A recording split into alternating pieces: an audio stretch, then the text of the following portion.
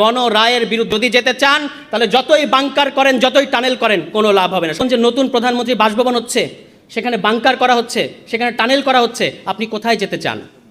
আপনি কোথায় যেতে চান? সংসদে তো আপনি নির্বাক থাকেন এবং পার্লামেন্টারি ডেমোক্রেসির নামে আপনারা দেখেছেন যে স্বরাষ্ট্রমন্ত্রী তিনি ক্রীড়া বিষয়ক প্রশ্নের উত্তর দেন, স্বাস্থ্য বিষয়ক প্রশ্নের উত্তর দেন, তিনি সব্যসাচী সমস্ত বিষয়ে প্রশ্ন উত্তর দেন। শুধু নিজের মন্ত্রণালয়ের অবস্থা ওই সাবেক অন্তর্বর্তী সরকারের সাবেক স্বরাষ্ট্র উপদেষ্টার চেয়েও ব্যর্থ স্বরাষ্ট্রমন্ত্রী তিনি।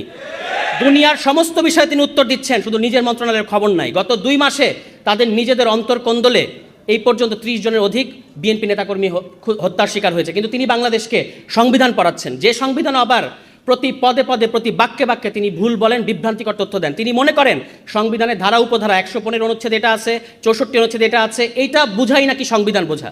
আইনমন্ত্রী মিথ্যা কথা ছাড়া একটা সত্য কথা আমরা তার মুখ থেকে শুনি নাই, এবং তিনি একজন প্যাথোলজিক্যাল লায়ার। এই বিষয়ে, গুমের বিষয়ে, মানবাধিকার কমিশনের বিষয়ে যারা কাজ করেছেন তারা দেখিয়েছেন তিনি ইতিমধ্যেই সংসদে দাঁড়িয়ে অন্তত 10 থেকে 15টি অসত্য তথ্য, মানে তাদের ভাষা হচ্ছে অসত্য, মিথ্যা বলা যাবে না, অসত্য তথ্য দিয়েছেন জাতিকে। এবং যে কোনো সভ্য গণতান্ত্রিক দেশে এরপরে তিনি আর আইনমন্ত্রী হিসেবে থাকতে পারেন না। এবং তারা একজন চিফ প্রসিকিউটর বানিয়েছেন যিনি মানবতা বিরোধী অপরাধ এবং ফৌজদারি অপরাধের পার্থক্য বোঝে না। ফলে এই হচ্ছে বাংলাদেশে বিএনপি। এবং আপনারা জানেন যে বিএনপির এই খাসলত এটা কিন্তু নতুন না। বাংলাদেশকে সংকটের মুখে ঠেলে দেওয়া এটা বিএনপির একটা ঐতিহাসিক সিলসিলার মধ্যে আছে। গতকালকে দেখলাম আমাদের মিস্টার হোম মিনিস্টার বলেছেন যে গণভোট বৈধ। শুনেছেন কালকে? উনি আইনের একটা নীতি আছে, এটাকে বলে ফ্যাক্টাম ভ্যালিড। আপনারা দেখবেন একটা ইংরেজি শব্দ এখানে উনি ব্যবহার করেছেন, এটা মূলত ল্যাটিন শব্দ ফ্যাক্টাম ভ্যালিড। ফ্যাক্টাম ভ্যালিড মানে হলো এটা যেটা আসলে বৈধ না কিন্তু হয়ে গেছে তাই বৈধ। বাংলাদেশের এই পার্লামেন্ট যে গণভোট হয়েছে উনি কালকে স্বীকার করেছেন, প্রথম দেখলাম ফ্যাক্টাম ভ্যালিড হয়েছে। ফ্যাক্টাম ভ্যালিড যদি স্বীকার করেন তাহলে অবশ্যই আপনাকে সংবিধান সংস্কার পরিষদের মিটিং ডাকতে হবে। এবং আমাদের বিরোধী দলের সর্বমোট আসন হচ্ছে 78টা, কিন্তু আপনারা দেখেছেন এই সেশনটা যতটুকু গেল আমরা কি দেখলাম? বিরোধী দলের অন্তত 10-15 জন কথা বলেছেন জুলাই সনদের ব্যাপারে, গণভোটের ব্যাপারে, সংস্কারের ব্যাপারে, সংস্কার পরিষদের ব্যাপারে। কিন্তু এই যে 213 আসন বিশিষ্ট একটা 2/3 দল, তাদের কয়জনকে আমরা কথা বলতে দেখেছি? একজন কথা বলেন, পাশে দিয়ে আরেকজন কথা বলেন, অর্ধেক। এবং যিনি আবার যখন কথা বলেন, অর্থাৎ আইনমন্ত্রী, মিথ্যা কথা ছাড়া একটা সত্য কথা আমরা তার মুখ থেকে শুনি নাই। এবং তিনি একজন প্যাথোলজিক্যাল লায়ার। এই বিষয়ে, গুমের বিষয়ে, মানবাধিকার কমিশনের বিষয়ে যারা কাজ করেছেন তারা দেখিয়েছেন তিনি ইতিমধ্যেই সংসদে দাঁড়িয়ে অন্তত 10 থেকে 15টি অসত্য তথ্য, মানে তাদের ভাষা হচ্ছে অসত্য, মিথ্যা বলা যাবে না, অসত্য তথ্য দিয়েছেন জাতিকে। এবং যে কোনো সভ্য গণতান্ত্রিক দেশে এরপরে তিনি আর আইনমন্ত্রী হিসেবে থাকতে পারেন না। এবং তারা একজন চিফ প্রসিকিউটর বানিয়েছেন যিনি মানবতা বিরোধী অপরাধ এবং ফৌজদারি অপরাধের পার্থক্য বোঝে না।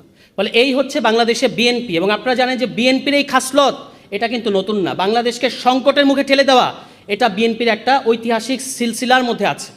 এবং তারা যে পথ দেখিয়েছে, আমি একটা আলোচনায় বলেছিলাম যে আওয়ামী লীগ হচ্ছে সফল বিএনপি এবং বিএনপি হচ্ছে ব্যর্থ আওয়ামী লীগ। কারণ আওয়ামী লীগ বিএনপি যে রাস্তা দেখিয়ে গেছে ওটা তারা করতে পারে নাই, সেই কাজগুলি আবার এসে আওয়ামী লীগ করে দেখিয়েছে, খুব সাকসেসফুলি করেছে।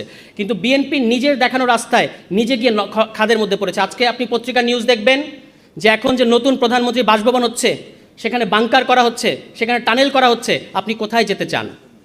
আপনি কোথায় যেতে চান? সংসদে তো আপনি নির্বাক থাকেন এবং পার্লামেন্টারি ডেমোক্রেসির নামে আপনারা দেখেছেন যে স্বরাষ্ট্রমন্ত্রী তিনি ক্রীড়া বিষয়ক প্রশ্নের উত্তর দেন, স্বাস্থ্য বিষয়ক প্রশ্নের উত্তর দেন, তিনি সব্যসাচী সমস্ত বিষয়ে প্রশ্নের উত্তর দেন। শুধু নিজের মন্ত্রণালয়ের অবস্থা ওই সাবেক অন্তর্বর্তী সরকারের সাবেক স্বরাষ্ট্র উপদেষ্টার চেয়েও ব্যর্থ স্বরাষ্ট্রমন্ত্রী তিনি।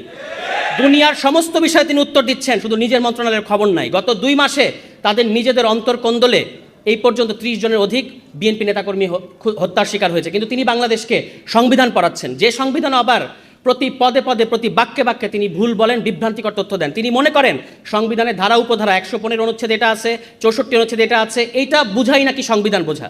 তিনি এখন বাংলাদেশে অপ্রতিদ্বন্দ্বী সংবিধান বিশেষজ্ঞ হয়ে গেছেন।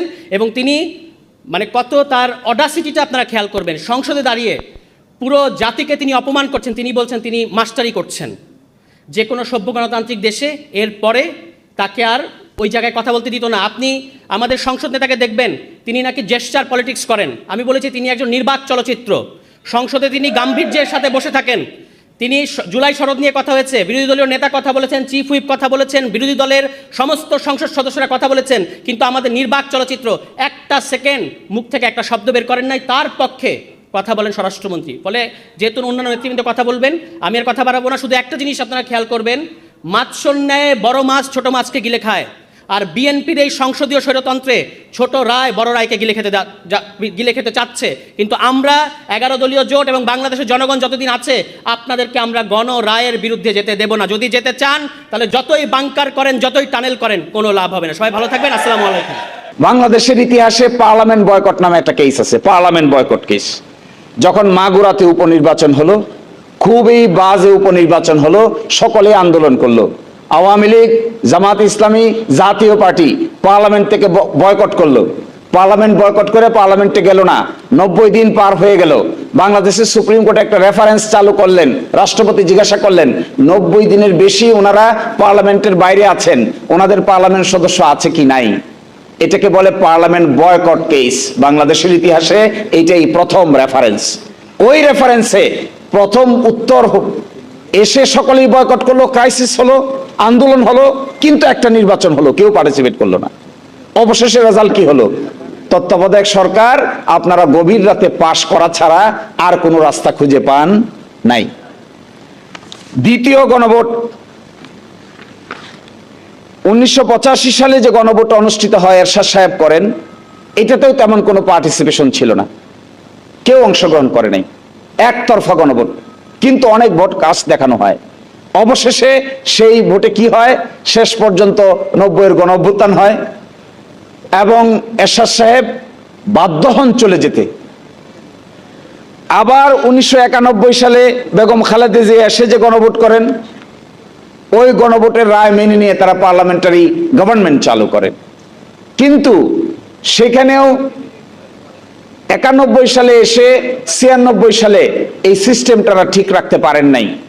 সবচাইতে জটিল প্রশ্ন, গতকালকে দেখলাম আমাদের মিস্টার হোম মিনিস্টার বলেছেন যে গণভোট বৈধ।